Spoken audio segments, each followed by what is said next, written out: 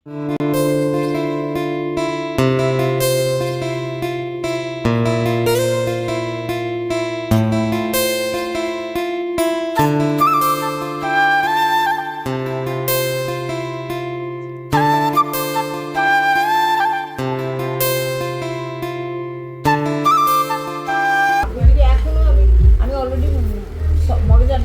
কথা বলে ফেলছি বা ইয়ে বলছে, এখন তারা বলতেছে আমি আপনাকে এবার দুবাইতে করে দিই, একটা টিম দুবাইতে করে দিয়ে দেয় ওর অনেকগুলো লাইসেন্স দিল আর পিৎজার জন্য এখন না না আমার কাছে অফার করছো 3 মাসের জন্য। জাস্ট এখানে বাইরে সাইনবোর্ড থাকবে ভিটা রেস্টুরেন্ট বা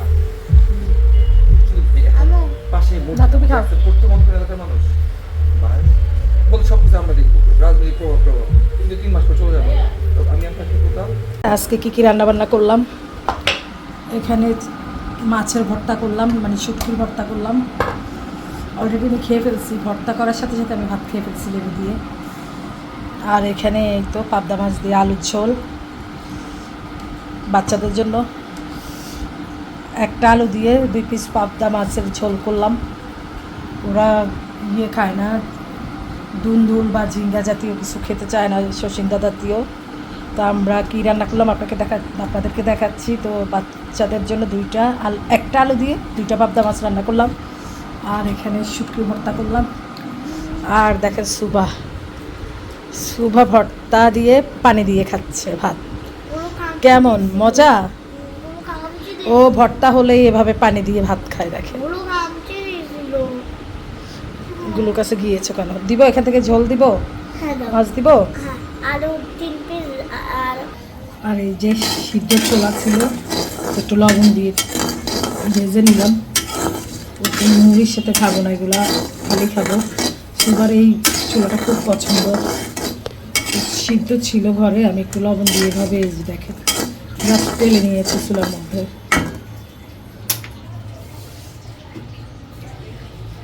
এই যে শশিনটা দিয়ে আলু দিয়ে পাবদা মাছ দিয়ে আমাদের জন্য ঝোল করে নিলাম।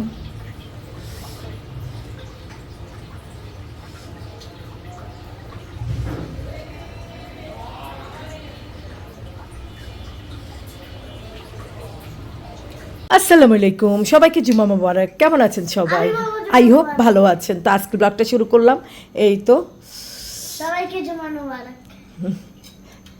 ঈদ তো আমাদের আজকে ঈদ তো কাছাকাছি, তো আমরা ঈদের ব্লগও বানাবো। তো আমরা ঈদের ভিডিও বানিয়ে ফেলবো। তো আপনারা কাছাকাছি, তো আমরা ঈদের একটা ব্লগ বানাবো, তোমরা ঈদের ব্লগটা দেখবা। সমুদ্র শুধু ওকে ডিস্টার্ব করতেছে, মিয়াও মিয়াও বলতেছে। মিয়াও। তো ঠিক আছে, এই তো আজকে দুপুর থেকে ব্লগটা কন্টিনিউ করতেছি। আর আপনাদেরকে সবাই মিয়াও মিয়াও। তো মাকে খাচ্ছে আর নাক দিয়ে পানি পড়তেছে। তো যাই হোক, এই তো আমাদের খাওয়া দাওয়া শেষ। বাবুরপু নামাজ পড়ে আসলো, খেয়ে একটু ঘুমাচ্ছে। খাওয়া দাওয়া শেষ করলাম, তো তারপর একটু আম্মাখা খেলাম। তো ঠিক আছে, আজকের ব্লগে কি আছে দেখতেই পারবেন। কি হয়েছে কি, আমরা এই যে আম্মাখা খাচ্ছি, ছেলে মেয়ে সবাই বসে বসে, আর বাবা ঘুমাচ্ছে। দাও তো আম্মু শোনো, তোমরা না কালকে লিপাপি আসছিল, তো তুমি কেকড়া খাইছিলা। ওই কেকড়া খাইছি, একটু খাইছে, একটু খাইছো। তো এখন তুমি বলছো, তোমার ছেলে বলছে যে কালকেও কেকড়া বানায়। তো মুসলিমদের এই যে আদম আলাইহিস সালাম বলছে এগুলো খাইছে। আদম আলাইহিস সালাম না, তুমি একটু আগে কার কথা বলছো? কার কথা বলছো একটু আগে? নবীজির কথা। হ্যাঁ, কোন নবীজি? বলছে কি যে এটা খাবার নিষেধ মুসলিমদের জন্য। তাই নাকি? মুসলিমদের গুনাহ হবে কেকড়া খাইলে? তাই? বাজে। তাই কেকড়া খাওয়া নিষেধ, হারাম ইসলাম ধর্মে? হ্যাঁ। ওরে বাবা, আর চিংড়ি মাছ তো খাইতে পারবো। চিংড়ি মাছ খাইতে পারবো। এই যে আম খাচ্ছি। একটু কাটা চামচ দাদা, আম নিব খালি। চিংড়ি মাছ হারাম। আরে না, আরে না হারাম না, আমরা খাই আর কি। দাও মাছ চামিচ। যে কোনো পোকা খাওয়াই হারাম। ওটা কি পোকা নাকি? চিংড়ি মাছ পোকাই। তাই নাকি? চিংড়ি মাছও পোকা? আবার চিংড়ি মাছ কি পোকা? আচ্ছা, এই যে ঝোল, এটার মধ্যে ঝোল দিয়ে আবার আমু খাই দিবে। মাছ কি খাবা হারাম? হারাম? আবু আসলে হারাম চিংড়ি মাছ খাবার। থাক।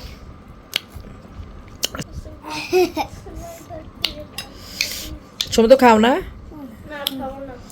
তুমি তো বলতেছো এত মজা। আমার ঝোলটা মজা লাগছে।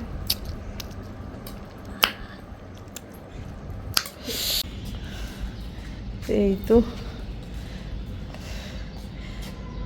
চাদরগুলো ধুয়ে দিলাম, অনেক কাপড় চোপড় দিলাম, একবার শুকালাম, একবার নিয়ে গেলাম, এক শুকাচ্ছি এক নিয়ে যাচ্ছি, এক শুকাচ্ছি এক নিয়ে যাচ্ছি। ভাইয়ের জুতা নিচ্ছ? আটো প্রচুর রৌদ্র, প্রচুর।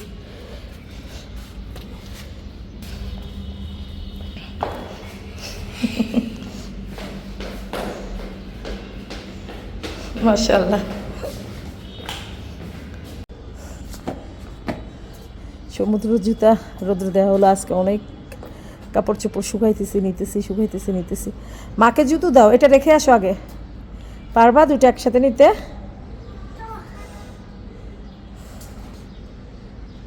এই রে আল্লাহ, ভাইয়ের কাজ করতেছে। এই যে বাচ্চাদের জন্য একটু মাংস রান্না করলাম, দুইটা আলু দিয়ে মাংস রান্না করলাম। তো মাংসটা হচ্ছে, আসলে গ্যাসের এত প্রবলেম করে, মানে পুরা ঢাকাতেই গ্যাসের প্রবলেম করে নাকি বনশ্রীতেই গ্যাসের প্রবলেম করে বুঝতেছি না। তো যাই হোক, তো গ্যাস আসার সাথে সাথে ওদের জন্য মাংস বসাইয়া দিলাম। তো বাচ্চারা আসলে একটু মাংস, একটু ঝোল, একটু ডাল হলে মানে ভাত খেতে চায়। আমার এখানে ফোনের ফ্ল্যাশের মানে চার্জ কম, আমার ফোনের চার্জ কম, ফ্ল্যাশটা ওপেন করতে পারি নাই, সেজন্যই এমন অন্ধকার লাগছে। খুব কাছের এবং খুব প্রিয় একজন মানুষ আসছে, তো তাকে নিয়ে এই তো বাইরে। তো মানে খাওয়া দাওয়া শেষ করলাম, এখন সুবার জন্য সারপ্রাইজ গিফট আসলো। দেখেন কি অসাধারণ একটা আইসক্রিমের প্লেট, তো কেকও ছিল। এই যে সমুদ্রকে মানে মসজিদ থেকে অনেক হুজুর আসছে। কয়জন আসছে? 5-6 জন। না, এক আবু দুই আর দুইটা উত্তর আরেকটা এর উপরে। তাই আচ্ছা, 5-6 জন হুজুর আসছে, এসে সমুদ্রকে একটু মানে তালিম করলো, একটু বুঝাইলো বুঝাই এখন ওই যে মাগরিবের আজান দিবে, তো সেজন্য বুঝাই টুঝাইয়া বলতেছে বাবা চলো নামাজ পড়তে হবে। মানে আগে দেখা যেত যে মসজিদে গিয়ে সব নামাজই পড়তো, 5 ওয়াক্তর অন্তত। জোহর নামাজটা তো স্কুলেই পড়ে, আপনার ওই যে আসরটা পড়তে পারে না কারণ স্কুল থেকে আসে। মানে রমজানে 5 ওয়াক্তেই পড়তো। তারপরে এখন মসজিদে শুক্রবারে গিয়ে নামাজগুলো পড়া যায়, শনিবারে গিয়ে 5 ওয়াক্ত নামাজ পড়া, শুক্রবারেও 5 ওয়াক্ত নামাজ পড়তো সমুদ্র সবসময়। কিন্তু দেখা গেছে এখন শুক্রবারে ইদানিং যেতে চায় না, ওকে জোর করে নিতে হয়। তা আজকে ওর আব্বু আসরের সময় মসজিদে গিয়েছে, তারপরে নামাজ পড়ে হুজুরদেরকে বললো যে এই অবস্থা ছেলের। তো হুজুররা আসলো 5-6 জন। আমি আবার রুমের ভিতর থেকে থাইকে যে সুবাকে খালি ডাকতেছি চিল্লে যে মা তুমি কোথায় বেরোচ্ছ, দরজা খুলতেছো কেন? তো যাই হোক, সুবার আব্বু এসে বলতেছে না হুজুররা আসছে দরজাতে তোমার ছেলেকে একটু বোঝানোর জন্য, তালিম দেওয়ার জন্য। তাই আমি বলছি আল্লাহ যাও একটু ছেলেকে নিয়ে দাও যদি বুঝায়। তো আর সারাক্ষণ তো কম্পিউটারে থাকে বুঝছেন, আর আগে পড়তো, আর সময় পায় না বাচ্চারা, আসলে স্কুল করে সময় পায় না। তারপরেও তো নামাজটা পড়তে হবে, শুক্র শনিবার তো মানে ফ্রি থাকে। মসজিদে গিয়ে নামাজগুলো পড়লে একটা হয়, ছোটোবেলা থেকে যদি নামাজ পড়া হয় অভ্যাসে পরিণত হয়ে যায় সেটা। তো যাই হোক, বড় হলে আর সেটাতে হয় না, মানে করে না, নামাজ পড়া বাদ দেয় না। তো হুজুরা বুঝাইলো, আমি এই রুম থেকে শুনতেছি, আসলে ক্যামেরাটা ওপেন করি নাই, আমার মনে ছিল না, না হয় আপনারাও শুনতে পারতেন। হুজুরা অনেক সুন্দর করে বোঝাচ্ছে যে তোমাকে সৃষ্টি করছে কে, তোমরা কার সৃষ্টি, তারপর অনেক কথা বললো। তো বলার পরে ছেলেকে বুঝাইছে, একটু বুঝেই মানে বলছে বাবা মার সাথে মানে অন্যায় করা যাবে না, অবাধ্যতা করা যাবে না, এগুলা করলে আল্লাহ রাগ হয়। তো এগুলো বলার পরে না ছেলেটা কেমন জানি একটা ওনাদের কথাতে কেমন জানি একটা ওই যে বলে না কনভিন্স হয়ে গেল, মানে ওনারা কথা বলে আমার ছেলেকে বুঝায় ফেললো, 5 মিনিটও লাগে নাই। তো এসে সমুদ্র এই তো গায়ের জামা করে পায়জামা পরে, 3/4 পরা ছিল, পায়জামা খুলে পাঞ্জাবি পরতে বলছি, এই যে পাঞ্জাবি পরে নেই, বলতেছে মা খুব গরম, আমি গেঞ্জি গায়ে দিয়ে যাই। তো গেঞ্জি পরে একটা ট্রাউজারের মতো পায়জামা পরে অজু করে বের হয়ে গেল ওনাদের সাথে টুপি মাথায় দিয়ে। আমার এত ভাল লাগছে, বিশ্বাস করেন, আমি এত শান্তি পাইছি যে আমার ছেলে মানে ওনারা 5 মিনিটও লাগে না, এত সুন্দর করে বুঝাইছে। আর আমি সারাদিন বুঝাইলেও 4-5 ঘন্টা নিয়ে বুঝাইলেও চিল্লাইতে আমার গলাও শেষ হয়ে যায়, তারপরেও শুনে না। আস্তে বললেও শুনে না, মায়া করে বললেও শুনে না, চিল্লাইলেও শুনে না। পরে নামাজটার ব্যাপারে আর কি 5 ওয়াক্ত পড়তে পারে না। তো বাবা 5 ওয়াক্ত না পড়, অন্তত শুক্র শনিবার বাসায় ফ্রি, এখন পর না, ও জুমাটা পড়ে আসবে, তারপরে মাঝে মাঝে বাবার সাথে মাগরিব আর আসর পড়তে যাবে, তারপর আর না। তো যাই হোক, এখন হুজুররা বলে নিল, ভাল লাগছে। মাগরিব পড়তে গেছে বাপ ছেলে, আমি ক্যামেরাটা ওপেন করতে পারিনি, অনেক হুজুর ছিল তো, 5-6 জনের মতো ছিল, একদম পাগড়ি টাগড়ি। ওনারা আসলে আমার দরজাতে আসছে, বিশ্বাস করেন আতরের গ্রানে পুরো মৌ মৌ করতেছে। আমার মানে ডাইনিং রুমটা দরজা যখন খোলা ছিল, ওনারা বাইরে দাঁড়ায় ছিল, আর আমাদের গুলু বাবা গিয়ে ওনাদেরকে একদম দরজার মধ্যে বসে ওনাদের দিকে তাকাই আসছে। তো আমি ক্যামেরা ওপেন করিনি তখন। তো যাই হোক, আমার ছেলের জন্য সবাই দোয়া করবেন। প্রত্যেকটা বাচ্চাকে ছোট থেকে যদি নামাজ শিক্ষাটা দেওয়া হয়, আমার সুভাষ সমুদ্র ইংলিশ ভার্সানে পড়ে, এটা আসলে ইংলিশ ভার্সানটা দুনিয়ার জন্য, আর বাংলা ভার্সান ইংলিশ ভার্সান যেটাই বলেন, ইংলিশ মিডিয়াম বাংলা মিডিয়াম যাই বলেন, দুনিয়ার জন্য। আর নামাজটা হচ্ছে আরবি শিক্ষা হচ্ছে আখিরাতের জন্য। তো আমরা পৃথিবীতে ক্ষণস্থায়ী, 50-60 বছরের দুনিয়া, 80 বছরের দুনিয়া, কারো 100-2-3 বছর যায় দুনিয়া, তারপরে তো আর যায় না, তারপরে তো সেই অনন্তকালের যাত্রা নিতেই হবে আমাদের। এটাই বাস্তবতা, জন্মিলেই মৃত্যুবরণ করতে হবে, এটাই বাস্তবতা, এটাই সত্য, এর থেকে চিরসত্য আর কিছুই নাই। তো যাই হোক, কোরআন শিক্ষাটা বাচ্চাদের দিতে হবে এবং নামাজ শিক্ষাটা দিতে হবে। তো আমাদের জন্য দোয়া করবেন, আমরাও যেন নামাজটা সবসময় কায়েম করতে পারি, যে আল্লাহ যেন আমাদেরকে ওই তৌফিক দান করে, আপনাদের বাচ্চাদেরকেও যেন ওই তৌফিক দান করে। আমিও এই দোয়া করি। আর আমার বাচ্চাদের জন্য দোয়া করবেন যেন ওরা সুশিক্ষায় বড় হয়। সুশিক্ষা বলতে যে শুধু আপনার স্কুলেই পড়বে না, সেটা না।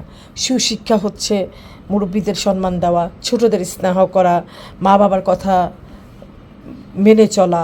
এখনকার কালচারে তো মা বাবার কথা মেনেই চলে না, এটা নিয়েও ভয় বুকের ভিতরে, কালচারটাই হয়ে গেছে এমন। তো আপনারা দোয়া করবেন যেন বাচ্চারা মা বাবার কথা মেনে চলে, মানে আমার বাচ্চারা যেন আল্লাহ ওই সুবুদ্ধিটা দেয়, তো ওরা যেন নামাজটা কায়েম করতে পারে। ওরা যতই উচ্চ শিক্ষা ডিগ্রি লাভ করে, নামাজটা যেন ওরা পড়ে, আল্লাহ রাসূলের দিলটা যেন ওরা ধরে রাখে। তো সবাই ঠিক আছে, আজকের ব্লগটা আপনাদের সাথে অনেক কথা বলে ফেলছি। আসলে এটা কি বলবো, মানে আমার খুব ভালো লাগছে, মানে হঠাৎ করে এত হুজুর আসলো আমার ছেলেটাকে বোঝানোর জন্য, আমি খুব সারপ্রাইজ হয়ে গেছি। যাক, ভাল লাগছে। তো সবাই ভালো থাকবেন, আমার ফ্যামিলির সাথে থাকবেন, ব্লগার মাম্মিমের সাথে থাকবেন। আল্লাহ হাফেজ, আসসালামু আলাইকুম। মা আল্লাহ হাফেজ দাও। আল্লাহ হাফেজ। আসসালামু আলাইকুম। আসসালামু আলাইকুম। দেখেন, গুলু হুজুর গেছে সমুদ্রকে নিয়ে, ওইখানেই শুয়ে আছে। হুজুর আসার পর এখানে শুইল আয়সা, এই যে দরজা খোলা ছিল, শুয়ে যে তাকায় ছিল, এখন ওইখানেই ঘুমায় গেছে। দেখছেন, এখানেই ঘুমায় গেছে। হুজুর দিদিকে তাকায়া ছিল, সমুদ্রকে নিয়ে গেছে, সমুদ্র আব্বু সহকারে বের হয়েছে, ওইখানেই শুয়ে আছে। আসলে ওরা অনেক কিছু দেখে যেটা আমরা দেখি না, ওরা অনেক কিছু বুঝে যেটা আমরা বুঝি না। এটা শুনলাম আর কি, যে বিড়াল অনেক কিছু চোখে দেখে, অনেক কিছু বুঝে যেটা আমরা বুঝি না।